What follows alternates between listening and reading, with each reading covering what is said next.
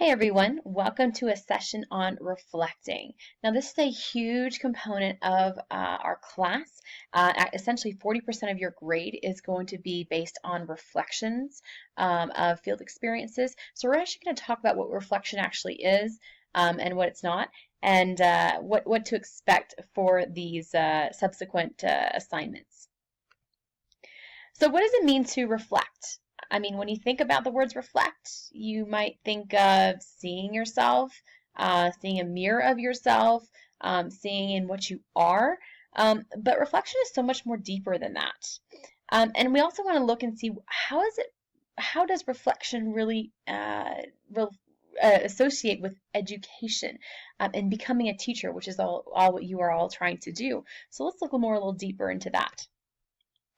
So the first thing I want to talk about with reflection relates to visualization. So visualization is mostly tied to athletes and professionals of certain areas, but usually athletes use it for visualization of success. When you see yourself doing something, if you go through things over and over and over in your head, then when you get to that point, you're going to be able to, psychology tells us, you're going to be able to perform it the way you visualized it. The power of visualization is very impactful. Up here, I'm not sure if you've ever seen the movie The Cool Runnings, but they actually rehearsed every single turn of their Olympic run, the Jamaican bobsled team, in a bathtub and visualized turn left, for turn 13, turn right, those types of things. And that made it so much more meaningful and impactful, and they were ready when they actually took on their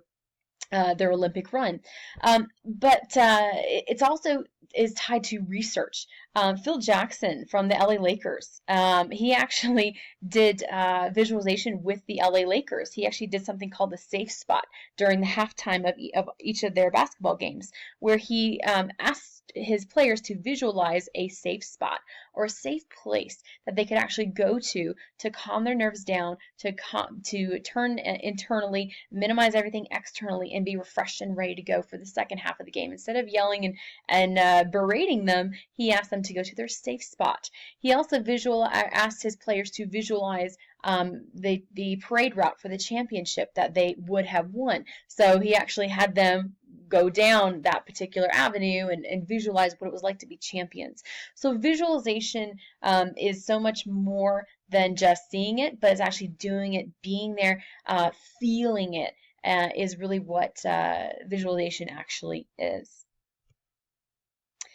So with that is also reflections. And reflections help us to solve problems that we actually encounter. So we want to look back, as I showed in the picture before with the polar bear. You want to reflect back and see yourself, but you also want to see what else was going on. Not just the picture of yourself, but everything else around you. And it also asks you to look at experiences and connect things to prior learning. So if you saw something happen before, how does that connect with what we're talking about in class from a psychology standpoint, or from an educational standpoint, or from a learning theory standpoint? So you learn from reflection. It takes time to actually go back and sit there for a moment and think about what went on, than just to mull it over and go right through to the next thing. You need to look back and reflect back. If you click on this link right here, it's a cute little video that will take you to talking about learning from past experiences and reflecting from them. And that's really what we're talking about here. But also with reflection is something called the variant perceptions. So even though you put yourself and you see yourself in that image or in that experience, you also see yourself or the experience differently, which is really what we want to do, because we so often look at our experiences through a narrow, single-minded, our own perception, when in fact, from a child's perspective, or from an educator's perspective that's been teaching for 40 years, they're going to have a different perspective than you as a beginning teacher. So you also want to look and see what was their perception, what was their thoughts, what were they experiencing at this time, and it just gives you, again, more depth in that reflection. So take a moment and have a look at this screen. I want you to see what chess pieces you can remember. I'm only going to leave it up for a few seconds, see what you can remember. All right, moving on. So how many pieces can you actually remember? 2, maybe 3? Where was the pawn? Where was the queen? Where was the bishop? Well, if you're a chess player, you might remember. If you're not, you might not remember. And here's why. So this was way back in the 1970s, but a really instrumental research piece for psychology. Chase and Simons looked at experience recognition. So they actually showed this chessboard to 2 different groups of individuals. So one, they actually showed this chessboard right here. This chessboard to novice players, beginner players, also expert players. And what they found was that when these pieces were placed as like a game was actually going on, that the experts actually recalled significantly a higher, there's my screen, recalled significantly a higher number of pieces than novices. Because the fact that they can see it, the game was meaningful to them. They were able to make a connection with what the next move was supposed to be or going to be. They were indulged and had more investment into that memory than if it was just something else. And they actually did this again with another research to just prove a point that these pieces were placed randomly, so they had no strategic, no forethought, no advanced thought. Random pieces were placed, and the novice players and the experts couldn't remember any more pieces than the other. So what I'm trying to say is that when we are invested into an experience, when we are able to make meaningful connections to it or relate it back to past experiences or past knowledge or past games of chess, we are going to be that much more invested into the experience, but also be able to reflect more deeply. And that's really what we are going for here. Meaningful is the term. So stages of reflection. I would like you to please click on this link here and watch the story. It's about a 7-minute video about a Holocaust survivor, Eva Kor. She actually came to the University of West Georgia, and I had the privilege of sitting in and listening to her story with my son at the time. And we got to really be involved and embedded into her story. And what made it so much more impactful also was that you knew of the Holocaust, you read about it, but then I was able to make connections to other things that she was saying, and it was just a great experience. But I want you to go ahead and click on the link, as I mentioned, and answer these questions. What happened? What are your thoughts and feelings? Why do you feel that way based on what you saw? And how does it impact you as a person, as an educator, or doesn't matter anything? So watch the video, and that will take us into the next few slides. So welcome back. Hopefully you had a chance to watch Eva Kor's video on forgiveness and the stages of reflection. So this is for every pretty much assignment that you're going to be completing for the class. There are 4 steps to the stages of reflection, and you're going to be writing them in this similar format.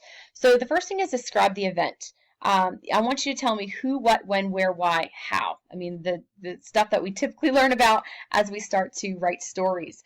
What's going on? What did you observe? So if you think of the video we just watched with Eva Kor, look at it from this point of who was it? It was Eva Kor. What was it? She talked about her experience in Auschwitz with her twin sister. When was it? During the Second World War. Where was it? Of course, Auschwitz. Why did it happen? The Nazi overtaking the Jews and putting them into concentration camps, how she was brought over in a train and separated from her family, but also that the doctor there actually performed experiments on her and her sister, and that it was just an awful experience. But in the end, if you remember, the main point was that she actually went on and forgave, and that's what essentially the whole piece was about.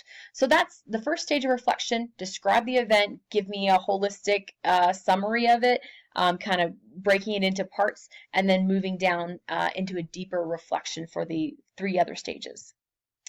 So the second one is description of your reaction. So this is where you put the I feel statements, the personal statements into your reflection, how you felt, not with what she felt, but how you felt, how you reacted to what's going on.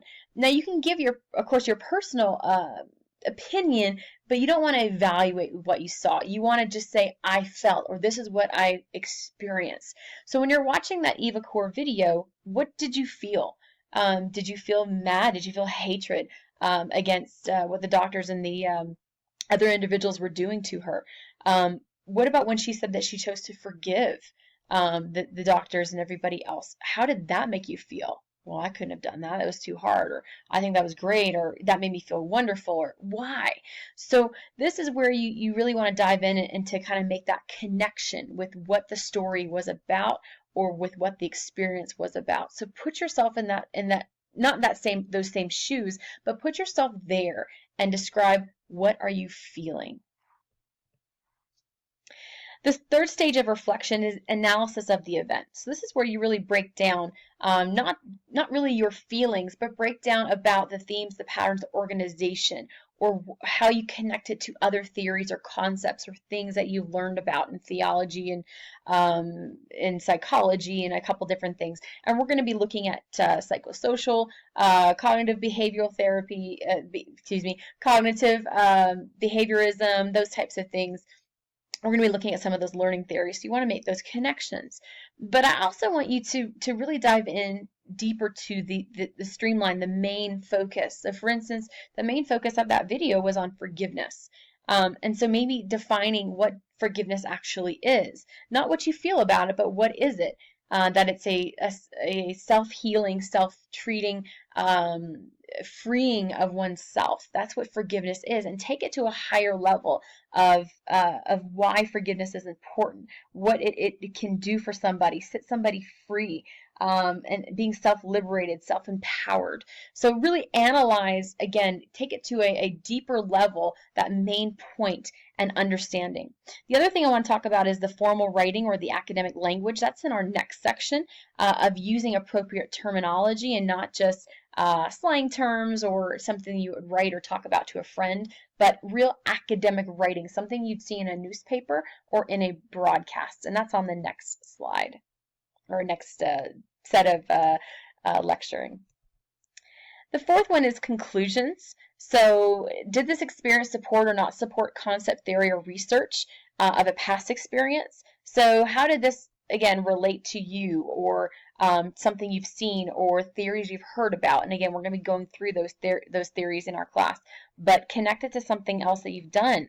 Related to your own situation. For instance, did you have a situation of forgiveness, and how you can relate to Eva's story, or maybe you can't because you were not able to forgive based on what that person did to you. And then you also want to create a personal action plan. So steps that you will take to be a better educator. And I mean that not just from a personal standpoint, but because this is an educational class. Everything you're doing in this class is going to pertain and essentially help you become a better educator. Plant that seed and help you move through your educational philosophy and experiences. So how did this experience help you become a better educator? What will you do in your future classroom with your future students as a result of this experience? So the last little bit here, I just invite you to do this. This is completely optional, but on the discussion boards link, if you choose to share an experience with you, it could be educational or not, just something that was meaningful and impactful for you. What were your feelings and how has it changed you? So for instance, I'll give you my example. Back in the 9th grade, we learned about Nike sweatshops and Disney sweatshops of stuffed animals and things like that in my social studies class. And we learned about social justice issues. And we went ahead and wrote letters to Michael Eisner and the heads of Nike and things like that at that time, and just say that this was terrible, that children our age were making pennies a day. And to this and anyway, we got letters back. But to this point, it has always made me look at where something is made, and being able to support something that is not from, sweatshops or illegal trade or things like that. And that's how it's changed me. It has changed me in what I buy, and looking at where it actually came from. So feel free to share an experience on the discussion board link. It is entirely up to you. But if you choose to, feel free to do so. I look forward to reading them if you do. Anyway, thanks so much, guys. Talk to you soon.